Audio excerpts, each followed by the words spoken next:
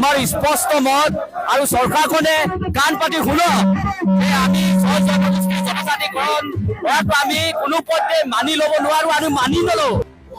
আমি আজি এই জুই সমদলৰ যোগেদি অসম চৰকাৰক আমি এইটোৱে আহ্বান কৰিব বিচাৰিছোঁ যাতে ছয় জনগোষ্ঠীক জনজাতিকৰণ কৰি আমাৰ বৰ্তমান যিসকল জনজাতি আছে এই সকল জনজাতি যাতে বিপদত নপৰায় এইটোকে আমি অসম চৰকাৰক আহ্বান জনাইছোঁ। যদিহে এই ছয় জনগোষ্ঠীক জনজাতিকৰণ কৰে তেতিয়াহ'লে আমাৰ যিসকল বৰ্তমানৰ ৪৫ লাখ যিসকল জনজাতি আছে এই জনজাতিসকলে একেবাৰে নাইকিয়া নিশেষ হৈ যাব বুলি আমি অনুভৱ কৰিছোঁ। এইকাৰণে আমি আজি এই জুই সমদলৰ যোগেদি অসম চৰকাৰক আমি আহ্বান জনাইছোঁ যাতে এই হঠকাৰী সিদ্ধান্ত যাতে অসম চৰকাৰে নলয়। ইয়াৰ কাৰণে আমি আজি এই জুই সমদলৰ যোগেদি আহ্বান জনাইছোঁ। আমার স্পষ্ট মত আর সরকারখনে কান পাতি শুনো যে আমি জনগোষ্ঠী জনজাতিকরণ আমি কোনো পথে মানি ল'ব নোৱাৰো আৰু মানি নলওঁ। আৰু আটাইতকৈ দুৰ্ভাগ্যজনক কথাটো হৈছে যে অসম আৰু অসমীয়া সুৰক্ষিত ভৱিষ্যতৰ কাৰণে ছয় জনগোষ্ঠী জনজাতিকৰণ কৰিব লাগে। তাতোতকৈ দুৰ্ভাগ্যজনক কথা কি হ'ব পাৰে? জনজাতিসকলক ধ্বংস কৰি অসম আৰু অসমীয়া ভৱিষ্যত যদি সুৰক্ষিত কৰিব বিচাৰে ইয়াতকৈ দুৰ্ভাগ্যজনক কথা একো হ'ব নোৱাৰে। যদি অসম আৰু অসমীয়াৰ ভৱিষ্যত সুৰক্ষিত কৰিব বিচাৰে তেন্তে চৰকাৰখনে ইনাৰ লাইন পাৰ্মিটৰ ব্যৱস্থা গ্ৰহণ কৰক।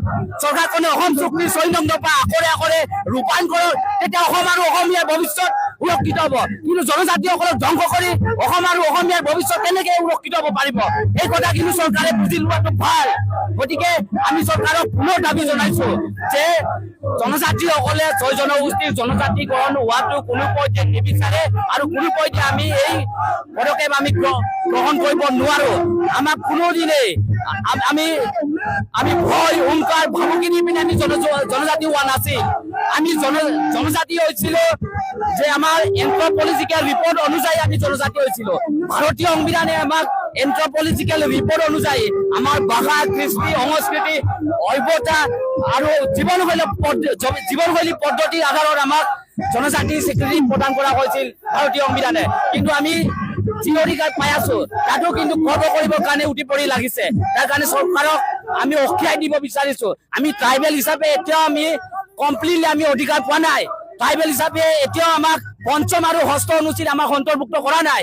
ট্ৰাইবেল হিচাপে আমাক ট্ৰাইবেল বেল্ট এণ্ড ব্লকৰ যি মাটি আমাৰ ভূমি আছে এই ভূমি কিন্তু চৰকাৰে কিন্তু এতিয়াও কিন্তু প্ৰটেকশ্যন দিব পৰা নাই। কিন্তু যিখিনি অধিকাৰ আছে এই অধিকাৰতো কিন্তু চৰকাৰখনে কিন্তু আমাক ষড়যন্ত্ৰ কৰি পেলাই বৰ্তমানৰ অসমৰ জনজাতিসকলক ধ্বংস কৰা যি ষড়যন্ত্ৰ চলিতে এই ষড়যন্ত্ৰৰ পৰা কিন্তু বিৰত থাকিবলৈ চৰকাৰখনক পুনৰ আহ্বান জনাইছো।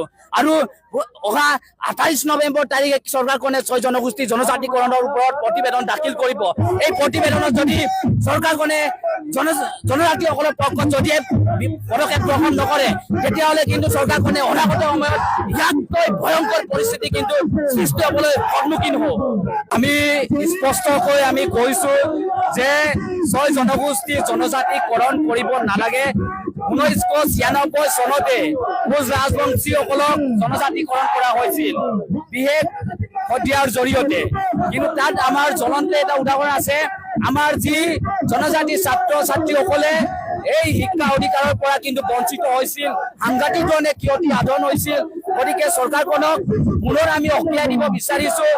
জনবহুল ৬টা জনগোষ্ঠীক কোনো কাৰণতে জনজাতিকৰণ কৰাটো আমি নিবিচাৰো আৰু কোনো কাৰণতে এই আমি পদক্ষেপ গ্ৰহণ নকৰো।